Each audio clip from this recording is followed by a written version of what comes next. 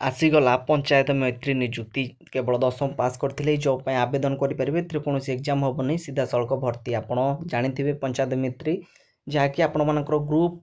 अनुसार आपन सिलेक्शन होता है। तो महिला मान सरकार बड़ घोषणा केमती आवेदन करेंगे सिलेक्शन प्रोसेस कौन रहा सालारी केते दब सब कुछ डिटेल्स कहि वीडियो शेष बंद देखिए वीडियो पसंद आसे वीडियो लाइक करने सहित सामान शेयर करवा और जॉब प्रतिदिन पाइबापी आम चैनल को सब्सक्राइब करेंगे। तो चलतु डे नक स्टार्ट करवा देखिए बढ़ुवे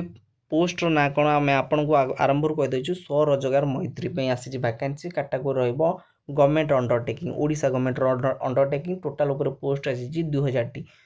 टी वैकेंसी आसी जदि आपण माने इच्छुक हो जॉब ପାଇଁ आवेदन करेंगे। अप्लाई मोड आपनकर ऑनलाइन माध्यम आप आवेदन करेंगे कौन ऑफलाइन नहीं सीधा सड़क आवेदन करेंगे कंप्यूटर मोबाइल माध्यम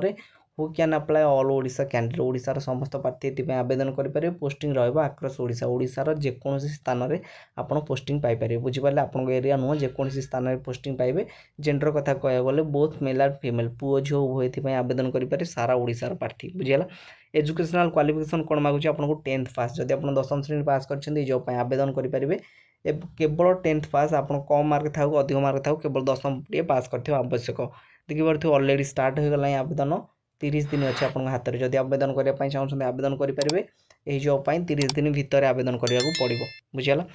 आम तले भी लिंक दे देचु आप डिस्क्रिप्शन जाए चेक करूँ। एप्लिकेशन फी आपको देखिए सबू कास्टर पे मागणा आपको टंकाटे देवाक पड़ो ना जेनेल ओबीसी ईडब्ल्यूएस पीडब्ल्यूडी सबू कास्टर पे फ्री रे आप आवेदन करेंगे टंकाटे खर्च हेनी। मंथली सालारी देखिए पड़े आपंकर 20,000 टंका 20,000 टंका आपको मासक दिज्व तेणुक जदि आपने जॉब पर इच्छुक बहुत भल सालारी दूसरी आपण तो निश्चित भाव आवेदन करेंगे। आवेदन करने आम तले लिंक दे देचु आप चेक करेंगे जो मैंने भी फेक कहे से भी तले लिंक अच्छी चेक करूँ। सिलेक्शन केमती हम आम आरंभ कहीदेचु इतने कौन एग्जाम हो ना नो एग्जाम बुझिपारे ओनली इंटरव्यू आपंकर आपको केतर प्रश्न जब पचारती बहुत इजी क्वेश्चन पचारे आप से क्वेश्चन आंसर देदेवे आंसर देलापर आप सिलेक्शन हो पारे बुझिपारे कौन एग्जाम ना आप डायरेक्ट भर्ती बुझीगला। तापर लास्ट आपंकर डॉक्यूमेंट वेरिफिकेशन करें आपड़ जहाँ भी सर्टिफिकेट देवे आप आईडी प्रूफ आप कास्ट सर्टिफिकेट आप डीओपी सर्टिफिकेट कौन कौन देवे भी कहीदेव जो सर्टिफिकेट देवे वेरिफिकेशन कर प्रकृत सत ना मिछ बुझीगला।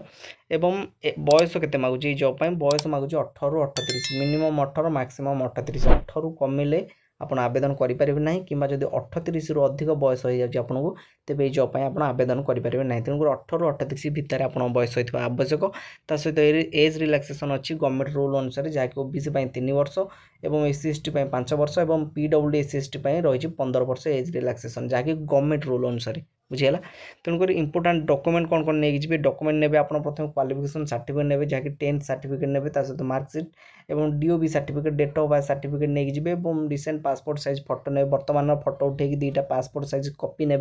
कास्ट सर्टिफिकेट जातिर प्रमाणपत्र नवा सहित आप आईडी प्रूफ ने आईडी प्रूफ कौन कौन नहीं जी आईडी प्रूफ आप Aadhaar card PAN card voter ID card जेकोसी गोटे ने जहाँकि ओरिजिनल नहीं जी कौन डुप्लिकेट ने ओरिजिनल ने सहित वैलिड ईमेल आईडी और मोबाइल नंबर आपको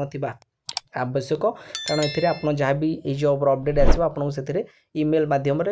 आपको पठे दिज्व सहित आप सिग्नेचर जो रहा लास्ट को सिग्नेचर आपको स्कान कर रखा पड़ो जिते आप मन रखि आवेदन करेंगे आवेदन कला समय आपड़ से डाउनलोड कर गोटे कॉपी रखिदे आप हाथ में जिते आप